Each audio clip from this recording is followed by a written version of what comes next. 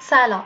قبل از اینکه بریم سراغ اصول و کدنویسی های CSS باید بدونیم که اصلا کلا CSS چیه، به چه درد ما میخوره و چرا ما باید یاد بگیریمش.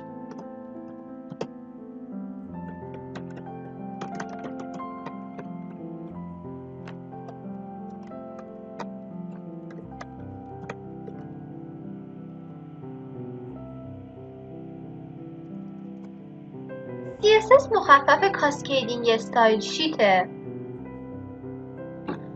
و برای استایل دهی به تگ های HTML استفاده میشه.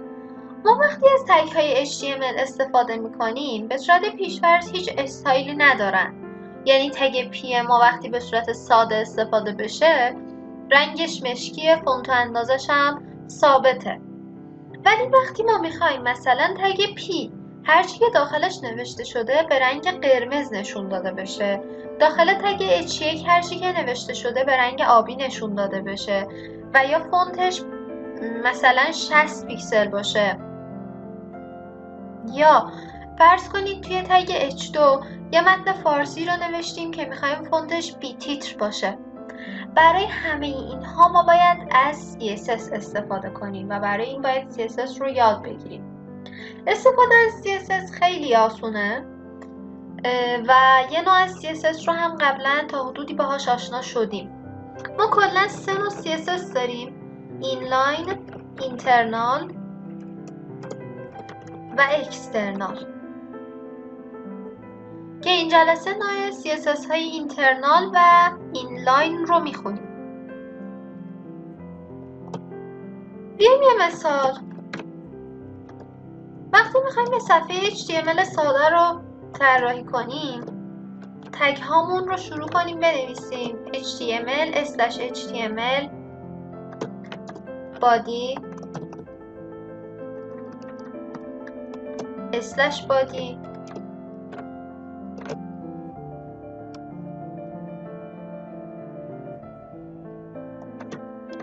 تگ p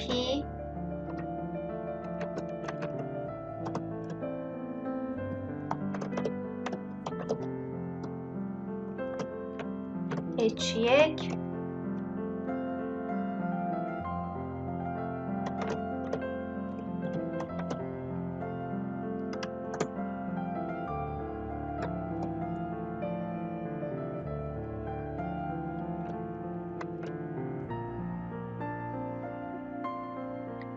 و یه دونه هم تگ A استفاده کنیم. اجرفش هم بره به وبسایت مجتمع.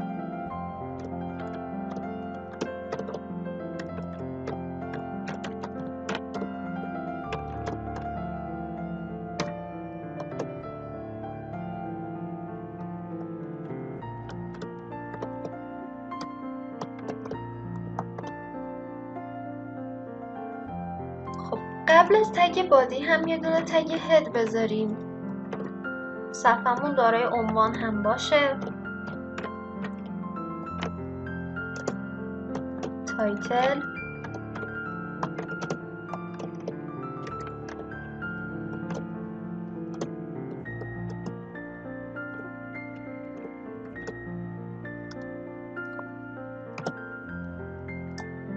سیوش کنیم. UTF-8 و سیو.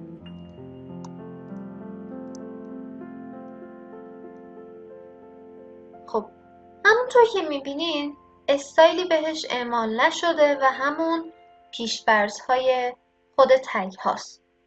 حالا اگه بخوام اندازه این پاراگراف بزرگتر باشه، رنگ کلمه سلام قرمز باشه و رنگ کلمه MF تبریز که خودش هم یه دونه لینک هست زرد باشه. برگردم به کدها.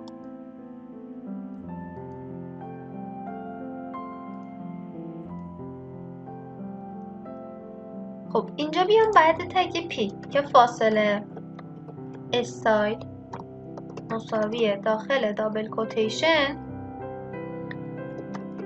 color 2 نقطه red سمیکالون. بعد تگ H1 فاصله استایل مساوی فونت سایز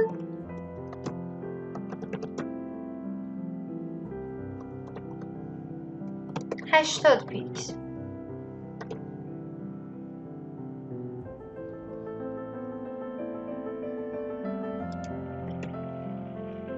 استایل کالر 2 یلو. خب حالا دوباره سیوش کنیم.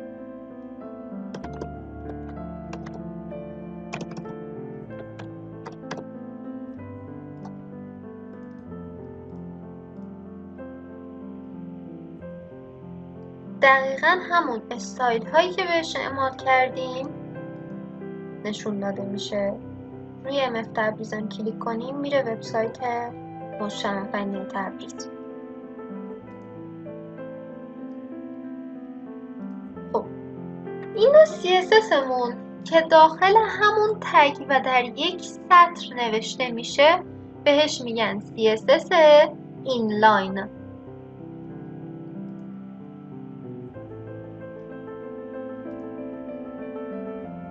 خب نوع بعدی CSS مون هست CSS اینترنال.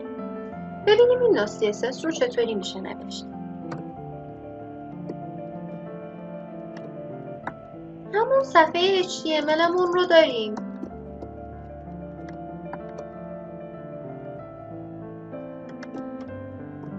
تگ هد،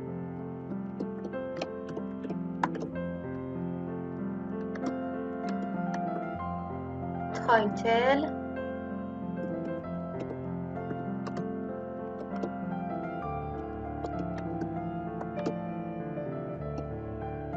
خب داخل تگ هد قبل از اینکه تگ هد رو ببندیم یه تگ می نویسیم به اسم استایل.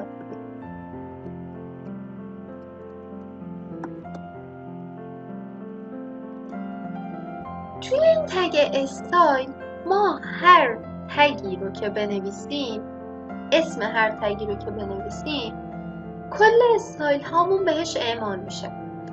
اینو در نظر بگیرید که توی یه صفحه HTML میخواید 10 بار از تگ P استفاده کنید و رنگ همه اونا آبی باشه. خب نوشتن 10 بار کلمه استایل مساوی color blue سخته و زمان بره. استفاده از CSS از نوع اینترنال بهمون کمک میکنه که این کار رو سریعتر انجام بدیم. میایم داخل تگ استایل می‌نویسیم P فاصله داخل آکولات color 2 blue. حتی اینجا ادامهش میتونیم بدیم font size 60 پیکسل.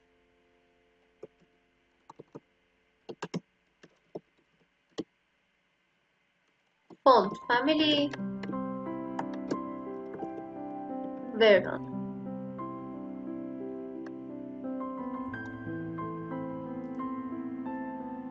خب تگ بعدی تگ H1 میخوایم تمام تگ های H1 که توی این صفحه HTML مون ازش استفاده میکنیم رنگشون زرد باشه، فونت سایزشون هم 80 باشه. color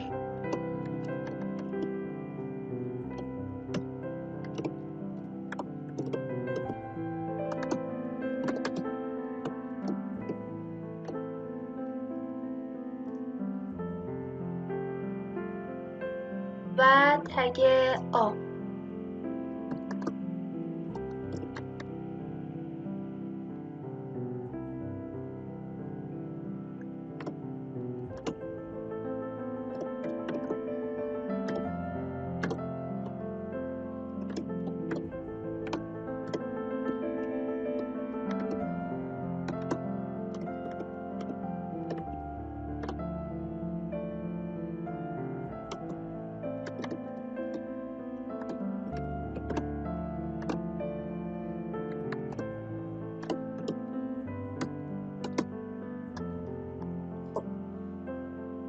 بیایم داخل تگ بادی.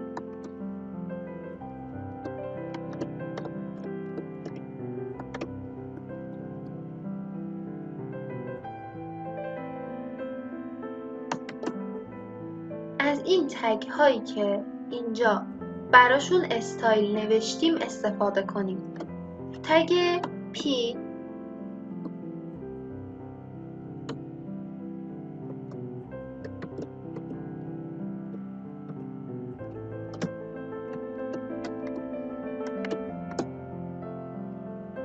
تگ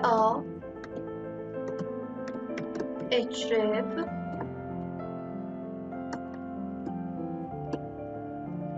http://www.google.com.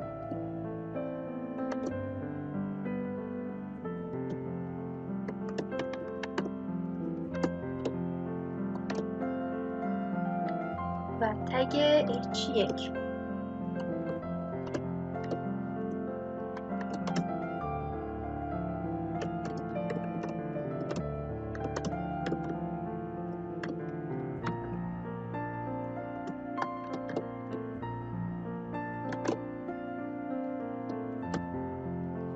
سیوش کنیم.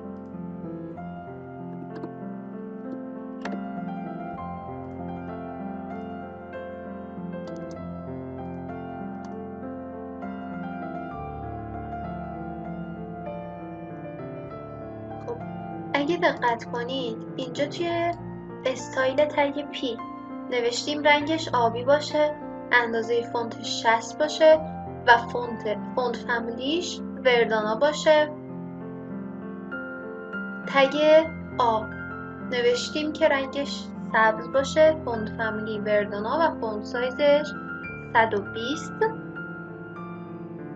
و توی تگ H1 هم رنگش زرد و فونت سایزش 80 باشه.